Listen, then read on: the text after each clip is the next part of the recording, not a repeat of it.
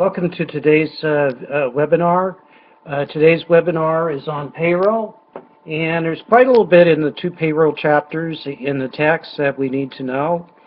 So we're going to cover a few things at a time. There'll be many videos on payroll, so just bear with me on that.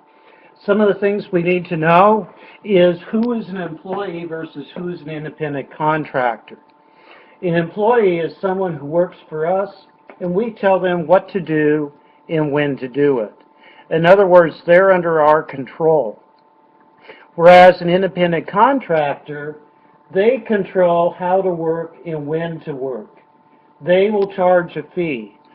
So we don't have as much ability to tell them what to do, and oftentimes we can't even tell them when to do it. That's up to them to decide. An independent contractor earns a wage, earns a business income and is subject to business taxes, whereas an employee is subject to withholding, Social Security, and so on. So they're two different people. Most of payroll is covered under the Fair Labor and Standards Act, abbreviated FLSA. The Fair Labor and Standards Act is the Basic Wage and Hour Act in the country. It covers people who are wage earners. Now, a wage earner earns an amount per hour and does not supervise anyone. Whereas a salaried person earns an amount per set period of time, like a week or a month. And generally speaking, salaried people do have some control over other people, over what they do.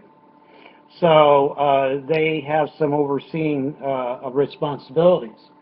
Wage earners are covered by the Fair Labor and Standards Act. They're paid time and a half, their hourly rate, for work in excess of 40 hours in a week. And a week can be defined as any 7 consecutive days that the employer chooses. So it could be Wednesday morning to Tuesday night if that's how the employer decides to choose to define the 7 consecutive days. That is okay. Now, so the Fair Labor and Standards Act specifies what is necessary for overtime. Salaried people then do not have to earn overtime. So let's assume here that in this country we have $10 minimum wage. A wage earner would earn $10 an hour, and then for work in excess of 40, they would earn 15. I can pay a salaried person when I want, and so I do not have to meet that $10 minimum wage, and I can work them maybe 80 hours a week at $8. As long as they supervise another person on the job, then they do not fall under the Fair Labor and Standards Act. That can be to the detriment, obviously, of a person who is earning a salary. There is possible congressional action to include salary earners in the Fair Labor and Standards Act at some point in the future. Gross pay, then, will be our hours worked times our wage rate. So if you work 40 hours and earn $10, then that would be 40 times 10, or $400. Or for a salaried earner, they earn an amount per period of time, so it might be, say, $2,000 a month. So that would be our gross pay, but unfortunately our gross pay is not our take-home pay. Our take-home pay is our net pay. And our net pay is gross pay minus deductions. And deductions are amounts taken from the gross to pay something. That could be our Social Security taxes, Medicare, withholding, medical expenses, union dues, retirement, garnishments, accounts receivable, charitable contributions, and many other things. So deductions can be fairly large. We might have $400 gross pay.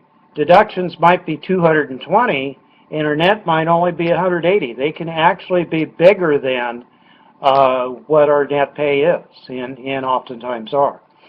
So they can be fairly significant.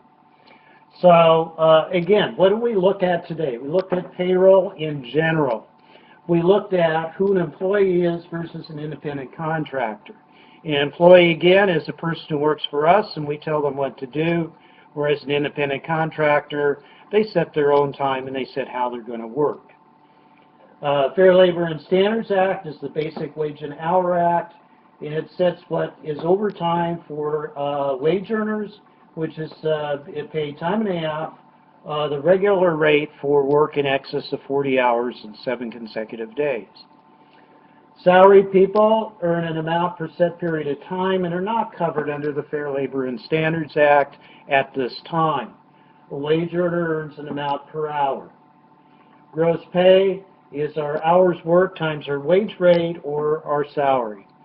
Unfortunately, that is not our take-home pay, as we have deductions to take out of the gross, which gives us our net, and our deductions help pay for Social Security, Medicare, and so on. So we will look more into payroll in the next video. I hope this has helped you to gain some aspects in general as to what gross and net pay are, and we'll look at journal entries and the like on the next video. We'll see you then. Bye.